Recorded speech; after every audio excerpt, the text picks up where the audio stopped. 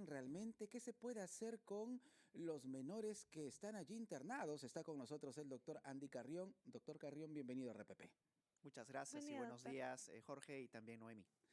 La gran pregunta que nos hacemos los peruanos, doctor Carrión, ¿realmente estos centros de rehabilitación sirven para eso? ¿Para resocializar a los internos, muchos de ellos menores de edad?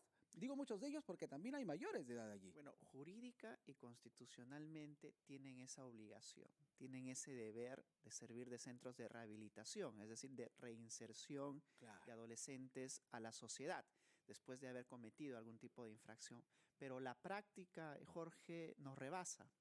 No nos rebasa porque en lugar de ser centros reales de rehabilitación, más bien, y muchos ya lo han dicho, son centros como escuelas del crimen, De ¿no? especialización del crimen. Sí, porque, Claro. digamos, están en contacto con personas que no necesariamente están rehabilitadas y aprenden más bien nuevas técnicas para eventualmente cometer otro tipo ya no de infracciones, sino delitos cuando son mayores de edad. Y lo peor de todo es de que si uno analiza realmente cómo es el cuadro comparativo entre las personas que ingresan para ser rehabilitadas y aquellas que reinciden una vez que son liberados, pues el cuadro es muy alto.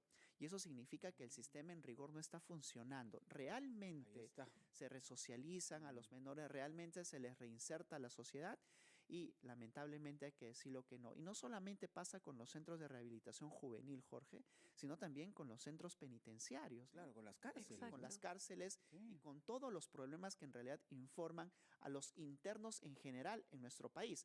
Pero es evidente de que cuando hablamos de menores de edad, ellos deben de tener un especial tratamiento de reinserción, porque se supone que este cuadro de formación psicológica, de formación de su personalidad y de seguimiento de las normas está recién en una etapa incipiente en la cual ellos tratan de entender y de insertarse en una sociedad que tiene, quieran o no, que funcionar bajo determinadas reglas y normas. Claro, claro. Doctor, y usted lo ha dicho, en la teoría está, pero en la práctica no se aplican adecuadamente estas normativas. ¿Por qué cree usted que no se puede generar la resocialización de menores de edad, incluso en los penales, que son un centro donde aprenden más cosas negativas y no se reforman, que es la finalidad en el caso de menores de edad, por ejemplo? Bueno, primero debemos de pasar por el problema logístico y el problema económico. Ese es el principal problema que no solamente tienen los centros penitenciarios y de rehabilitación juvenil, sino casi todas las instituciones públicas que conforman el sistema de persecución pública del delito, tanto Ministerio Público y Poder Judicial. Sin embargo, si hablamos específicamente de los centros de rehabilitación y también de los centros penitenciarios, tenemos que reconducirnos al principal problema, que es el del hacinamiento. Y el Correcto. hacinamiento genera círculos de corrupción, el hacinamiento, por ejemplo, impide que se implementen adecuadas medidas educativas, sociales dentro de un determinado penal o incluso dentro del centro penitenciario. La falencia de personal para que se dediquen, por ejemplo, a implementar estas medidas sociológicas que son necesarias, además de que no es solamente un trabajo de que ya lleguen los internos, los menores al centro de rehabilitación y que automáticamente por el solo hecho de estar ahí van a reinsertarse en la sociedad. Tiene que haber todo un despliegue que con las carencias económicas por ahora están realizando quienes dirigen los centros de rehabilitación juvenil. Pero no es suficiente. Y no es suficiente porque cuando hablamos de seguridad, por ejemplo, la seguridad implica también un control determinado de un mínimo de personas. Pero cuando estas sobrepasan y están hacinadas, pues entonces este nivel de control va a ser deficiente. Mira, Claro, en nuestro claro. país, a nivel de internos en general, la capacidad que tiene nuestro país es de 41.000 internos. Sin En todas embargo, las en cárceles. todas las Ajá. cárceles, pero sin embargo, el día de hoy estamos por los 110.000. Wow.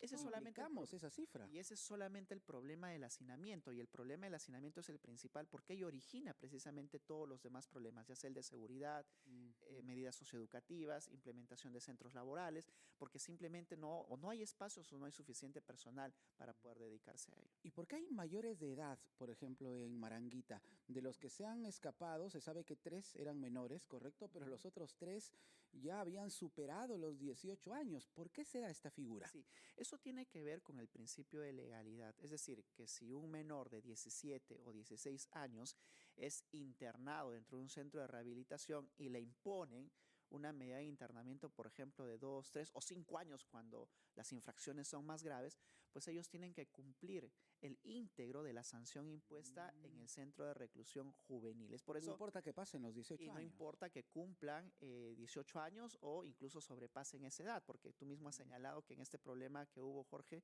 pues Ajá. hay 3 mayores de edad, Sí, ¿verdad? claro, Porque claro. precisamente fueron internados previamente, o también deben de ser internados cuando cometen la infracción siendo menores de edad, pero luego son mayores de edad. Entonces, todo eso se tiene que evaluar, pero por principio de legalidad, es decir, del momento de comisión de la infracción, porque no son delitos, no se llama así cuando son menores de edad, Sí, tienen claro. que ser internados y cumplir el íntegro de la sanción. Ujú. Y, doctor, justo sobre este tema, hay un proyecto de ley que busca bajar la edad penal a 16 años. Están a la espera de su promulgación por parte de la presidenta Ina Boluarte. ¿Qué opina usted al respecto? Es un problema muy complejo el que estamos atravesando en nuestro país, no solamente por el incremento de índices de criminalidad, sino además porque las modalidades novedosas que están aplicando, porque son novedades sofisticadas, es la instrumentalización de menores de edad. En la Mm, época de Iringallo se discutió todo esto, ¿no? Con 16, 17 años ya era un sicario muy conocido. por supuesto. Y el día de hoy, pues a raíz de estos actos de extorsión, de sicariato, de homicidios, etcétera, y el incremento de índice de participación precisamente de los menores, ha desembocado en esta discusión si también los menores de edad ya deberían ser responsables penales desde los 16 años a más.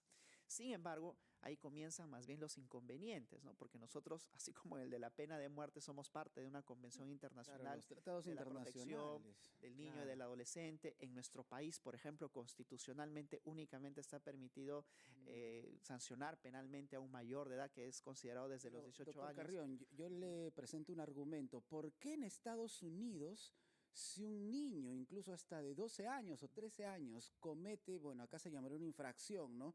Allí es un delito, pueden enviarlo de por vida a la cárcel en Estados Unidos? Sí, ¿Por qué si en Estados Unidos se puede, aquí no? sí, es cierto. En Estados Unidos hemos visto muchos casos en los cuales menores de edad incluso purgan una cadena perpetua en atención a Claro. la gravedad del hecho cometido. Estos casos, por ejemplo, de menores que han entrado a colegios y han asesinado a muchas otras personas, Exacto, ¿verdad? Ese es un exacto. ejemplo solo para clarificar. Sin embargo, eso Ujú. se debe también a otra configuración normativa que tiene Estados Unidos. Ellos constitucionalmente y también de acuerdo a los precedentes que es el sistema que tienen, pues ya han permitido de mucho tiempo atrás que los menores de edad respondan penalmente. Es un sistema más flexible, es un sistema Bien. mixto, digamos, el que manejan, pero en nuestro sistema hay una prioridad dentro de las normas que es la Constitución. Puede De ser esa, de posible. ese, Ujú. de esa particularidad de nuestro sistema, doctor, queremos conversar ampliamente. Por favor, le pedimos que hagamos una pausa y escuchemos y la inseguridad también, porque tenemos muchos casos de menores de edad que también lamentablemente se han involucrado en casos de criminalidad, delincuencia en el país. Estamos haciendo una comparación, por ejemplo, con el doctor Andy Carrión, abogado penalista de, a ver, ¿por qué en países como en los Estados Unidos se aplican penas, sanciones ejemplares, Mm. incluso a menores de edad? ¿Y qué pasa en nuestro país? ¿Se podría aplicar esa misma política? El doctor Carrión nos los estaba explicando antes de la pausa. Doctor, cuéntenos, por favor. Bueno, partía de la idea de que en efecto, tal como lo habían señalado en países como Estados Unidos, sí está permitido incluso la cadena perpetua sobre menores de edad o la pena de muerte, dependiendo Así de la es, gravedad de los hechos. así es. Citábamos el Ujú. clásico caso de un escolar que entra a un colegio y pues dispara contra profesores y alumnos. Sí. ¿Por qué? Porque su sistema lo permite, la Constitución así lo ha avalado durante muchos años y es un precedente ya establecido dentro de ese sistema. Y muchos otros países que también pertenecen a esta configuración del common law o derecho angloamericano. Sin embargo, nuestro país responde a una tradición distinta, ¿no? Que es una tradición mucho más proteccionista, una tradición que Mm. se debe radicalmente al respeto a la Constitución y todo lo que ella informa. En nuestra Constitución, por ejemplo, un menor de edad solamente responde como infractor y a partir de los 18 años recién se convierte en un delincuente, es decir, que responde por un delito. Y además de que en nuestro sistema somos parte de muchos convenios internacionales y tratados, como tú mencionaste, Jorge, de los cuales en muchos de ellos no es parte Estados Unidos. Entonces, esta limitación de los convenios internacionales, por ejemplo, ellos no la tienen. Y si la tienen, en muchas ocasiones también han demostrado que el poder que ostentan internacionalmente hace simplemente Claro. que se alejen de las recomendaciones o incluso de sentencias emitidas a nivel internacional. Pero doctor, Salvador, El Salvador como país también lo ha hecho. Ujú. Con cárceles súper seguras, tan es así que hasta Estados Unidos está enviando reos, ¿verdad?, a El Sí. Salvador.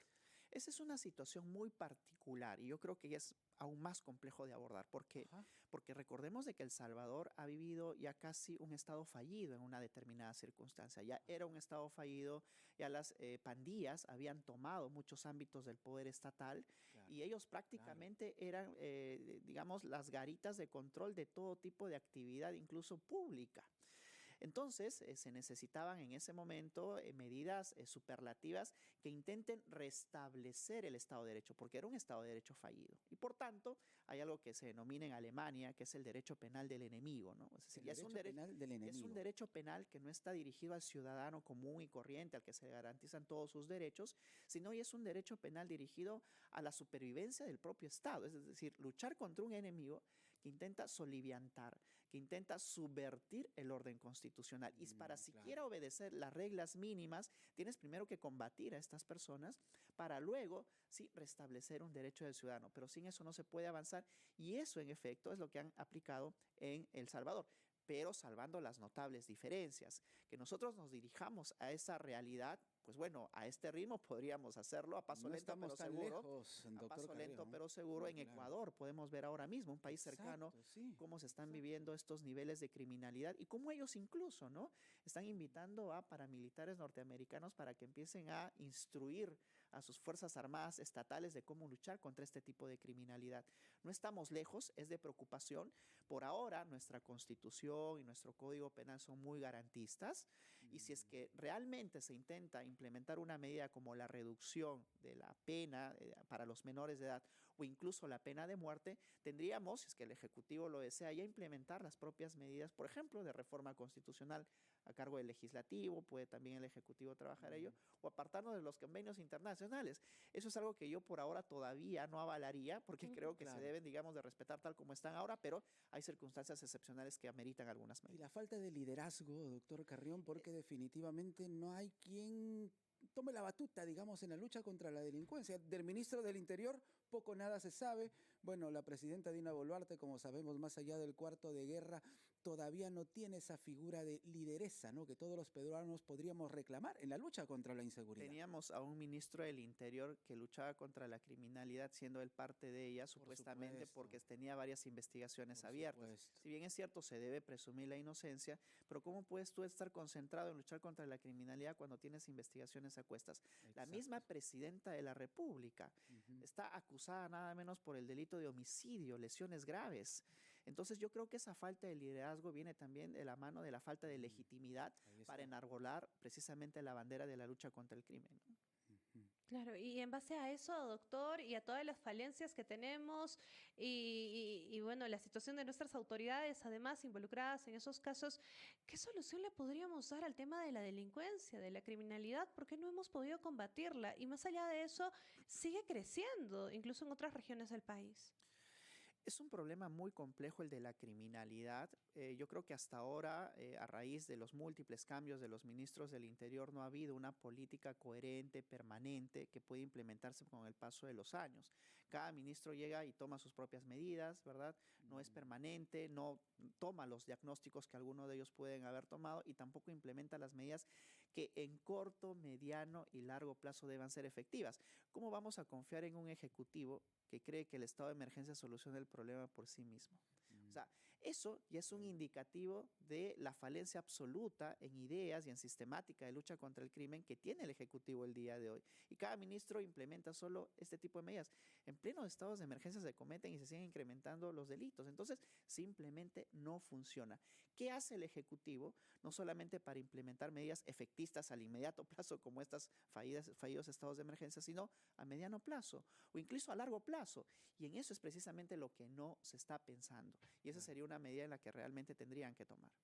Hace algunas horas, doctor Carreo, nos hemos enterado que a un emprendedor que vende su juguito de naranja, ¿no? En una esquina en Surquillo, lo han baleado y días antes lo habían acuchillado porque le están pidiendo 15 soles diarios como acto de extorsión. Entonces nos preguntamos, ¿dónde está la policía? Seguramente ese emprendedor hizo la denuncia, pero nadie le hizo caso. No, y hay casos en los cuales la policía le recrimina más bien diciéndole que si habría pagado este cupo no habría tenido ningún inconveniente, Claro, ¿no? es el colmo. Entonces, esto es El una clara colmo. muestra de la democratización de la extorsión, ¿no? Ya no estamos hablando pues de grandes empresas constructoras, ¿verdad? La que extorsionan o construcciones en el Callao, recordarás muy bien, Claro. sino que ahora incluso el bodeguero es víctima precisamente de estos actos, o el ambulante, no todos tienen que pagar el cupo, o el Increíble. transportista. El problema es de que, desde mi perspectiva, que ante esta debilidad que comentábamos, Jorge, falta de legitimidad del Ejecutivo, ven que no hay un Estado fuerte que realmente se haga cargo de luchar contra el crimen y que ellos Mm, paguen sus delitos, sí. entonces todos ven un Estado débil del cual aprovecharse. Y precisamente ese es uno de los motivos político-criminales por el cual el delito se incrementa. Más aún cuando hablamos de los delitos, por ejemplo, de extorsión, en la que ven una fuente segura de imposibilidad de identificación del extorsionador. Usas redes sociales, usas WhatsApps, usas el teléfono para extorsionar a la persona, Mm, cartas, amedrentamiento con una bomba o sicarios. Y eso está siendo el principal problema el día de hoy. Porque como son Claro. delitos clandestinos en algunas ocasiones, pues entonces más se suman a este tipo de comisión de delitos. Ya no prefieren robar, sino más bien extorsionar. Y ese Y es el delitos principal inconveniente. además en los que participan menores de edad, doctor. Y ese es un tema que justo empezó la discusión el día de hoy. ¿Qué claro. pasa? La Ujú. Que, instrumentalización, ¿no? De los que menores de edad. sí, precisamente, ¿no? Como todos saben, pues los menores de edad solamente son infractores y van quizás 1 año o 2 años a un centro de internamiento. Es aprovechado precisamente por los líderes de estas pequeñas o grandes organizaciones criminales Mm, de instrumentalizar a los menores, ya sea para enviar un mensaje extorsivo o incluso, ¿no? Contratarlos como sicarios, ¿verdad? Como homicidas, de mm, alguna manera para que puedan sustentar el funcionamiento de las organizaciones criminales y ya no sean ellos precisamente quienes respondan ante las autoridades. Sin embargo, ellos, y debemos de señalarlo aquí, aquel que da una orden o que contrata un menor de edad penalmente asume plena responsabilidad por el mm, menor de edad. Se traslada esa responsabilidad, porque el menor de edad, al no ser responsable penalmente, es un instrumento. claro, Y claro. toda la pena que debería de imponerse al menor de edad, eventual menor de edad, pues tendría que trasladársele al mayor de edad. La última consulta, doctor Carrión, hace unos instantes también a través de nuestro equipo de reporteros nos hemos enterado de un caso que tiene que ver con la inseguridad. Un colectivero iba a ser asaltado y claro, tenía un arma y ha disparado contra los dos delincuentes, ayudado por cierto por los mismos pasajeros en su desesperación por evitar que le roben el celular, el dinerito. ¿Qué puede pasar con este chofer, con este colectivero que ha sido, bueno, obviamente conducido a la comisaría? Sí, recordemos el caso de Elvis Miranda, ¿verdad? El famoso policía que disparó en Ujú. supuesta legítima defensa y Exacto, asesinó a unas personas, a los eventuales delincuentes. sí. En primera instancia lo condenaron porque supuestamente él no había aplicado la legítima defensa, pero ahora en segunda instancia lo acaban de absolver. Entonces el caso que estás mencionando tiene mucho que ver con ello, aunque Elvis Miranda es un policía, pero en este caso estamos hablando de un ciudadano común, Un ciudadano, sí, el ¿no? conductor de un que, colectivo. que está haciendo uso, ¿no? de un arma de fuego para defender su propio bien jurídico que podría implicar su vida o el riesgo para su vida. Circunstancias como estas, y si el peligro es actual, es ilegítimo, entonces habilitan a que el ciudadano también pueda defender su propia vida de otros.